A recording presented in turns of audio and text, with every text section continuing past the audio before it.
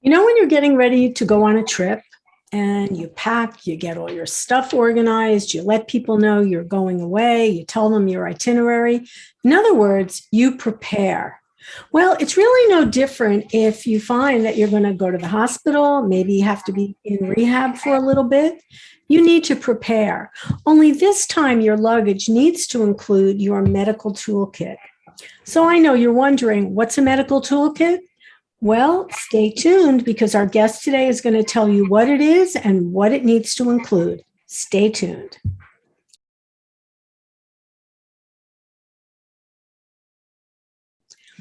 Hey, good morning, everyone, and welcome to Scan FYI. Thanks for tuning in today. So I'm so happy to have as my guest this morning, not only a great Scan supporter, but a wonderful friend, and that is Pam Montemurno. So welcome. Thank you so much. Good morning, everybody. Thank you, Andrea. It's a privilege to be here. Thank you so much, Pam. So first of all, let's tell everyone a little bit about you. Tell us where do you work and what is your role there? Sure, thank you. I am the Regional Business Development Marketer for Marquis Health Services. I have 5 locations throughout Ocean and Monmouth County. I have Coral Harbor in Neptune, New Jersey. I have the Jewish Home in Freehold, Crest Point in Point Pleasant, right on the canal, and Willow Springs and Brick. And we just are about to acquire Seacrest down in Little Lake Harbor. But Marquis is in 9 states, and we're up to 42 facilities throughout those 9 states. So Marquis proud. Wow. So let's put it another way. Pam is a very busy lady.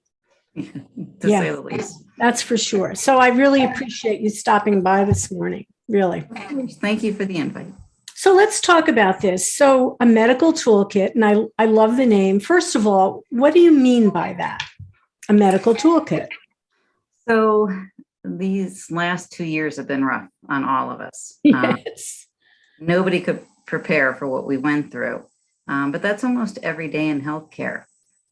We see often, the majority of the time, when people are coming, whether it be for short stay or long stay, that they're at the end of the ropes. They don't know what to do, haven't prepared. It's almost like they were resistant to make that next move versus preparing and having choices and a real toolkit to prepare.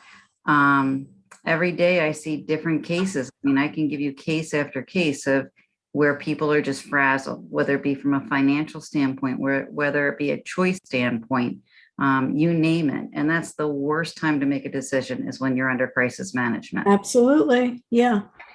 Which has kind of been the last 2 years. It's all been crisis management. Oh, my goodness. Yeah. Yep, absolutely. Yeah. And I guess people also suffer from some denial as well. So you put it off, and then one day it hits you, right? I think just in aging alone, Andrea, you and I have talked candidly about this, is that as you get older, you go out and you see your skin, right? You're in the mirror and you're like, oh my goodness, I look like my mother. Here it comes. So you go and you buy a $50 bottle of moisturizer thinking it's going to go away, but it's never going to go away. Like, you're aging, right? It's going to rain. We had horrible rain this week, and you go to get out of bed and you're like, oh my goodness, why is it taking so long to get out of bed, right? It's just going to happen. And I think the denial process starts, as soon as you get to that point, whether you're 40, 50, 60, and you see the progression, right?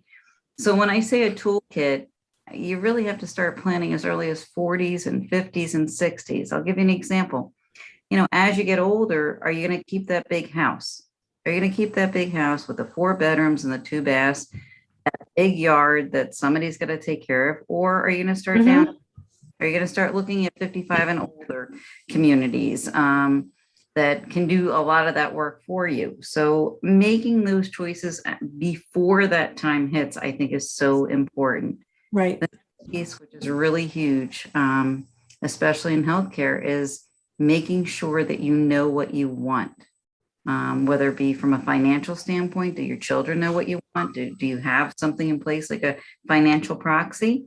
What about living wills? We'll talk a little bit about that going forward. Do your children, do your loved ones, do your caregivers know what your choices are? So these are all the things that I think need to be in your toolkit before crisis hits. Okay. And it all, when you say it, Pam, it all makes sense. And yet I know many people are resistant to putting all of this in place. But now that let's say you are one of those very organized folks and you get all this information together and you've created a medical toolkit. What about the fact that you have to share this information so That's the people most know? important thing. That's the most important thing. Years ago, I did something around this time of the year, around the holidays, called Let's Talk Turkey. Because when loved ones are around, everybody's together. Hopefully this year, everybody's in person, right? That's the best time to share information. It doesn't have to be a Debbie Downer. It doesn't have to be a negative. In fact, I call it the gift. So I'll give an example. Years and years ago, I served on the ethics committee at a local hospital, and we had a 90-year-old that came in that ended up on a ventilator, 90 years old. She had 4 children, none of which none of them. And what did mom want? Did she want to be on a ventilator? Did she want to have a tube feeding? Whatnot? It was horrible. None of them knew anything or got along. And the 2 sons actually got into an actual fist fight right in critical care. Who wants that? Who wants that? No one. So I don't know. I think years ago, I think of my own family, it was kind of like taboo about talking like that. Mm-hmm. Oh, I consider it a gift. I want to know as a daughter what my mother wants. I want to be able to make sure every one of her needs is met, from medication standpoint, end of life standpoint, even what she wants to be buried in her funeral. Like, I want that gift of knowing exactly what she wants. And I call it a gift. After that particular It is a gift. Yeah. And after that particular incident, I came home and I made sure everybody knew exactly what to do.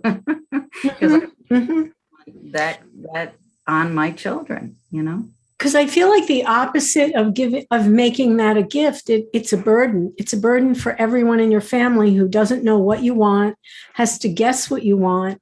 And if you're someone who has very strong feelings about what you want and you don't put it out there, it's not going to happen. It's just not going to happen. And I think it's really a terrible thing to do to your kids, to make them have to figure it out. Because if they even if they do get along, I think it's a terrible burden. So preparing your medical toolkit and sharing the information, maybe that's the ultimate holiday gift this year. Absolutely. Absolutely. In this industry, we just constantly see crisis management.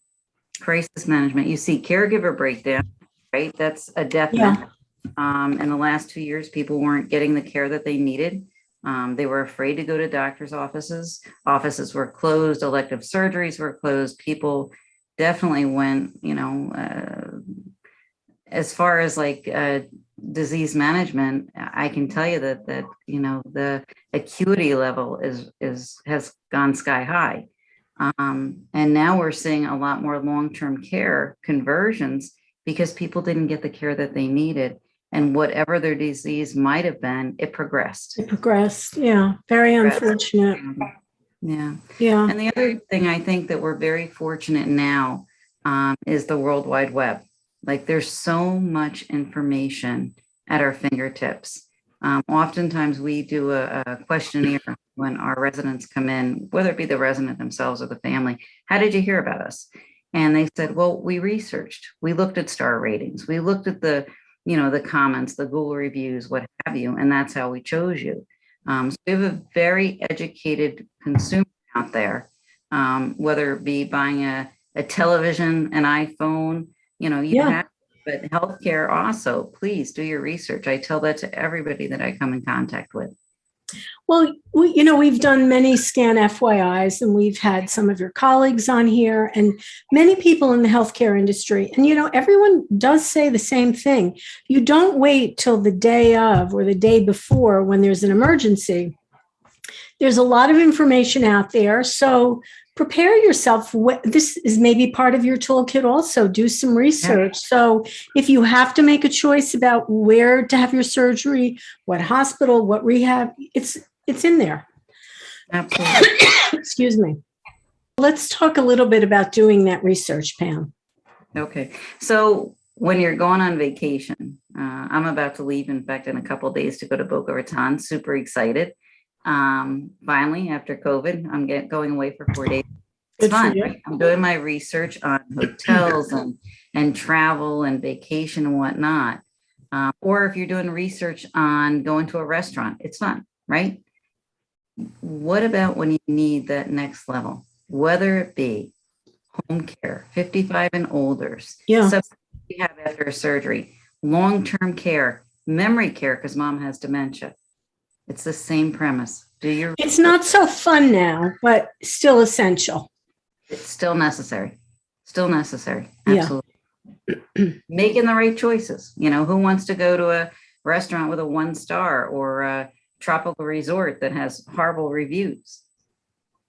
Where do you want your loved one? You want your loved one that has the best reviews and the best 5 stars. Right. Right. So I think that's a pretty compelling argument to create your own medical toolkit. Absolutely. Leave the screwdrivers at home. Get all your ducks in a row, your living will, your advance directive, all of your choices, put them down and make sure somebody knows. That really is the key, because if people don't know what you want, it doesn't matter, right? It doesn't matter that you took the time to put all this stuff together. Nobody knows about it. And you know what, Andrea, you and I have talked on a sidebar a couple of times. You can always change. Like, Yes, yes. Make that you know, that advance directive, that living Yes. will.